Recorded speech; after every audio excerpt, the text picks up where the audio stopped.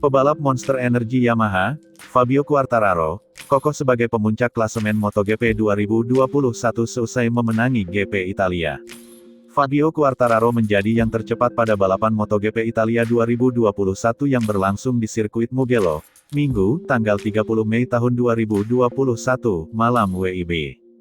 Berkat kemenangan itu, Quartararo memetik 25 poin dan menempati puncak klasemen MotoGP 2021 dengan raihan 105 poin.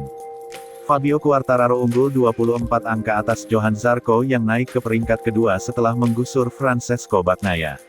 Pada MotoGP Italia 2021, Johann Zarco memetik 13 angka seusai mengakhiri balapan di posisi keempat. Francesco Bagnaia turun ke peringkat ketiga klasemen setelah gagal memetik 1 poin pun setelah mengalami crash pada lap 2. Padahal, pada periode tersebut, Bagnaia sedang dalam posisi memimpin.